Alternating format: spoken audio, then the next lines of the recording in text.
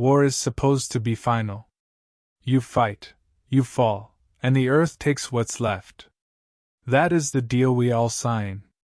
But on December 8, 1942, exactly 1 year after the sky over Pearl Harbor turned into a furnace, the deal was broken. Something came back from the west. A single, battered P-40 Warhawk, drifting out of the clouds like a wounded predator. It was shredded by bullets, its landing gear was gone, and its engine was coughing out the black smoke of a dead man's lungs. When our pilots pulled up alongside it, they didn't find a hero. They found a nightmare. A pilot, covered in a dark, viscous rot, smiling a jagged, impossible smile from a cockpit that had become a tomb. He wasn't flying that plane. He was occupying it. And the worst part? When it finally hit the ground, there was no one inside. No body. No tracks. Just the putrid smell of a mission that refused to end. My name is Frank. I was the radar operator who led him home. And I've spent 80 years wondering if that pilot ever truly left my screen. 1942 didn't arrive with a celebration. It arrived with a shadow that never lifted. I was stationed at a radar outpost on the jagged northern cliffs of Oahu. It was a lonely, metal shack, perched over the Pacific like an unblinking eye. Inside, it was a world of green glass and the constant, hypnotic hum of vacuum tubes. The air always smelled of ozone and stale, bitter coffee, a scent that stays in your lungs long after the shift is over. It was December 8th, the 1-year anniversary of the day our world ended. The atmosphere in the base was suffocating. The brass were terrified of a second strike. Every man was on edge, jumping at the sound of a falling wrench, staring at the horizon until their eyes bled. We were all carrying the same weight. The guilt of the warnings we had missed a year ago. We were looking for ghosts, praying to God we wouldn't find any. I sat there, staring at the sweep of the radar. Ping, ping, ping. The sound is supposed to be rhythmic, comforting. But that morning, the rhythm was off. The ocean outside was unnaturally calm, a flat, gray mirror that seemed to be holding its breath. The silence was so heavy. I could hear the blood rushing in my own ears. And then, at exactly 0800, the mirror shattered. It didn't appear as a solid contact. It was a flicker. A stuttering, pale spark on the very edge of the glass, coming from the deep west. My first thought was a malfunction. These early sets were temperamental. They'd pick up a cloud, a flock of birds, or just the heat rising off the water. I adjusted the gain, waiting for the spark to dissolve back into the static. But it didn't dissolve. It grew. It was a single aircraft. But it wasn't flying like any pilot I'd ever tracked. It was weaving, a slow, agonizing zigzag, like a man stumbling through the dark. It was drifting, losing altitude, then clawing its way back up, as if it were fighting against the very air itself. I felt a sudden, metallic chill crawl down my spine. The taste of copper filled my mouth, the way it does right before a violent storm. There were no American patrols scheduled in that sector. And the Japanese? They didn't send lone wolves from the west. Not after a year of war. I called my supervisor over. I remember my hand shaking so hard. The pencil I was holding snapped in two. He leaned over my shoulder, his breath smelling of tobacco and fear. We watched that tiny spark together. "It's moving too slow for a zero," he whispered. "And it's too erratic for a bomber." Then, he did something that made my heart stop. He turned up the audio on the receiver. Radar isn't supposed to have a sound, other than the internal hum. But as that blip got closer, we started to hear a rhythmic, wet, thudding sound through the speakers. Thump thump. Thump thump. It wasn't an engine. It sounded like a heartbeat. A slow, heavy, dying heart, amplified through 1,000 miles of empty ocean. I reached for the radio, my throat feeling like it was full of dry sand. I didn't know then that I wasn't just calling for an intercept. I was calling for a witness. I was inviting something into our world that had no business being alive. The order to scramble didn't come through the usual channels. It was a jagged, panicked command that ripped through the quiet of the ready room. Two young pilots, Lieutenant Stone and Lieutenant Ware, were scrambled within 90 seconds. I watched their icons bloom on my screen. Two sharp, green sparks of life chasing a shadow that shouldn't have existed. I stayed on the frequency, my headset clamped so tight against my skull I could feel the pulse in my temples. The sky over the Pacific that morning was a strange, sickly shade of violet, the color of a fresh bruise. Stone's voice came over the radio first. It was steady, professional, but underneath the bravado, I could hear the tremor. Base, we are at 10,000 feet. Clouds are heavy. Visibility is dropping. We have no visual on the target. Are you sure about those coordinates? Stay the course, Stone, I replied, my own voice sounding like it was coming from a stranger. He's right in front of you. 2 miles. Dead ahead. There was a long stretch of static, a cold, empty scratching in my ears. And then, a gasp. My God, it was Ware this time. Base, we have visual. But, Frank, tell me I'm seeing things. It's a Warhawk. A P-40. But the markings, they're wrong. Describe them, Ware, the supervisor barked. They're the old ones, sir. The blue circles with the red centers. The pre-war insignias. The ones we burned after the attack because they looked too much like the Japanese sun. This plane, it looks like it's been rotting in a tomb for a century. There's no landing gear, just raw, twisted metal screaming in the wind. And the fuselage, it looks like it was chewed by a giant. Base, how is this thing still in the air? They pulled up alongside it, one on each wing, flanking the wreck like honor guards at a funeral. Stone told me later that the moment he drew level with the ghost plane, the air inside his own cockpit turned freezing. His instruments began to dance, the needles spinning in wild, frantic circles as if the laws of physics had simply quit. The P-40 was a hollowed-out husk. Hundreds of bullet holes were stitched across its skin. Jagged, black wounds that let the violet light of the sky shine straight through the wings. The engine was a mangled mess of iron and oil, coughing out a thick, rhythmic smoke that didn't drift. It clung to the plane like a shroud.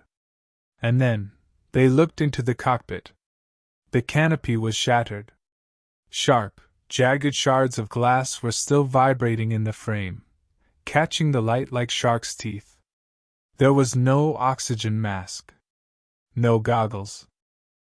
Inside sat a man who had long since ceased to be a soldier.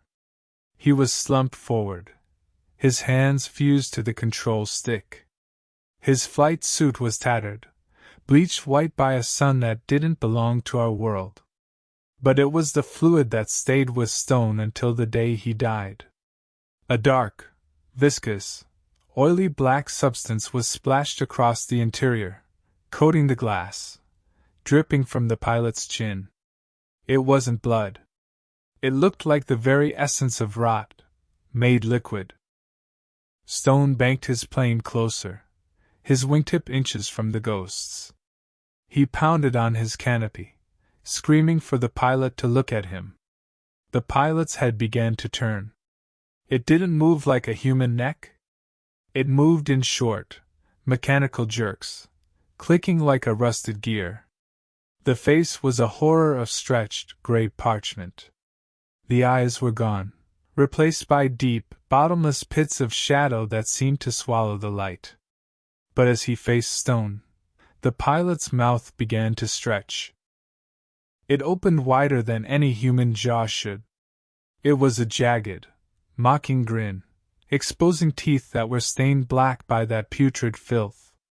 He didn't speak. He didn't cry for help. He slowly, agonizingly, raised a hand.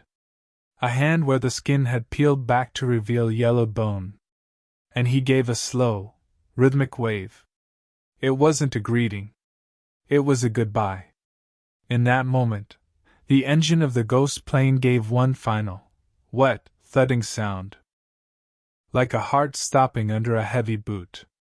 The nose dipped, and the P-40 began to fall.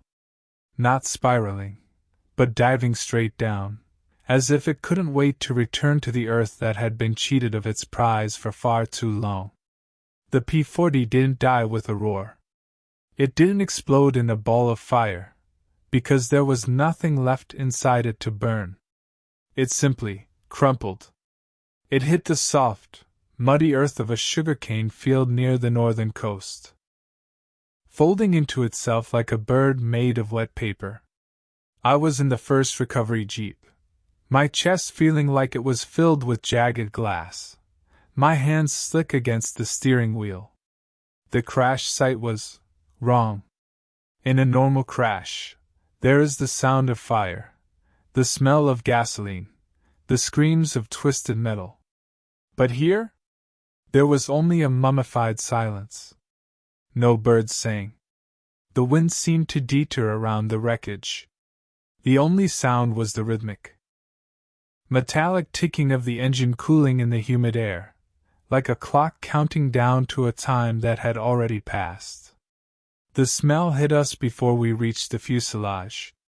It wasn't just oil and smoke. It was the scent of a stagnant tomb, of water that had sat in the dark for 1,000 years, mixed with something sweet and putrid. We approached the cockpit with our sidearms drawn. I remember the mud sucking at my boots, making a sound like a wet mouth opening. We reached the canopy, and I forced myself to look inside. The cockpit was drenched. Fresh, steaming, dark blood was splashed across the glass, the instrument panel, the seat. It was pooling in the floorboards, thick and viscous, dripping from the controls stick like honey.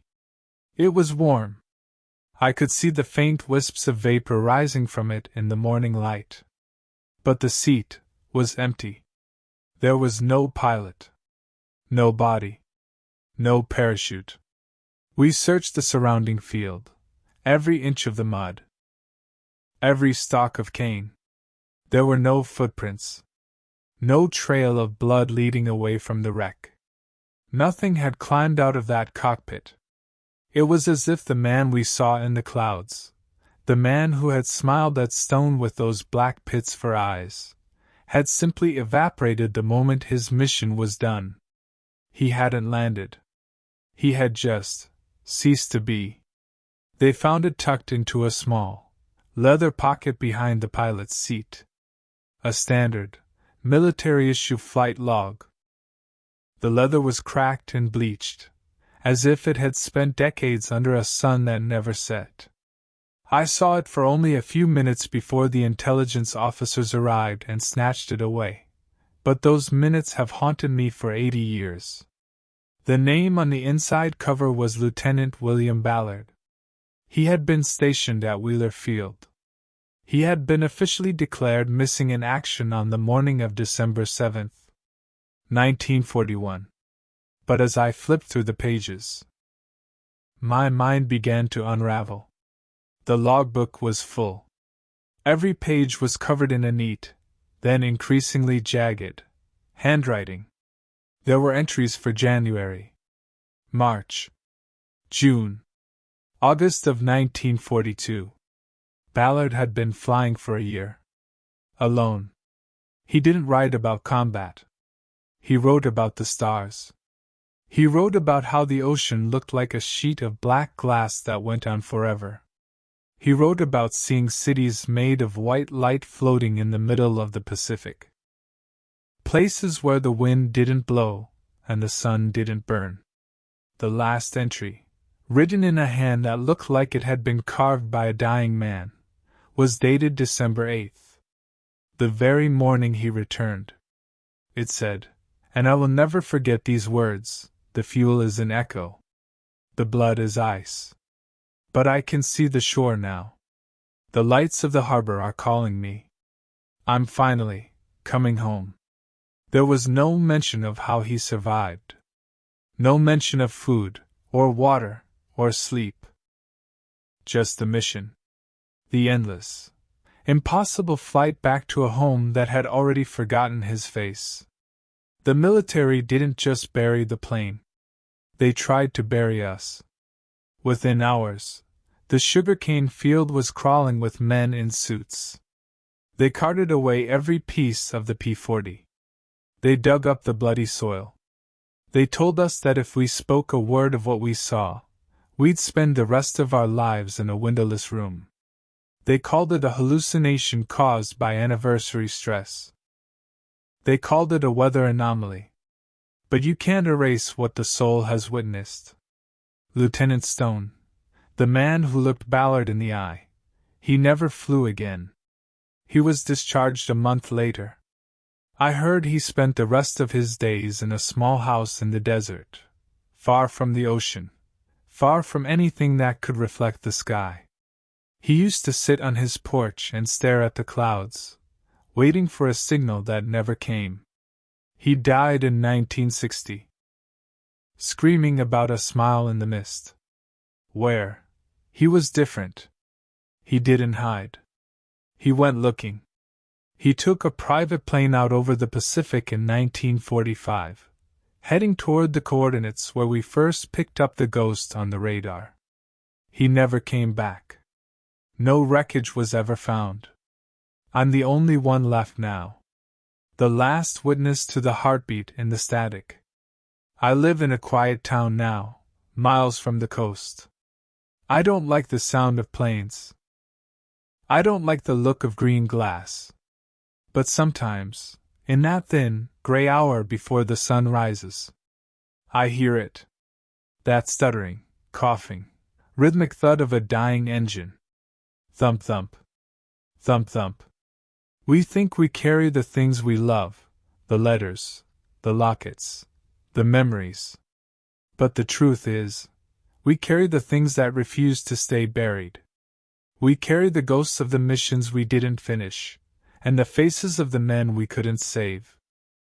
William Ballard didn't return to Pearl Harbor to be a hero. He returned because he was tethered to his duty by a chain that even death couldn't break. He was a man who refused to land until his debt was paid. I'm an old man now. My own radar is fading. The sweep of my life is getting shorter every day. But I'm not afraid of the dark. I'm afraid of the clouds. Because I know that somewhere out there, in the bruised purple light of the Pacific, there are other pilots. Other ghosts. Men who are still weaving through the static, still looking for a shore that no longer exists. My name is Frank. And I still carry the weight of that empty cockpit. Because I know that some missions don't end with a funeral.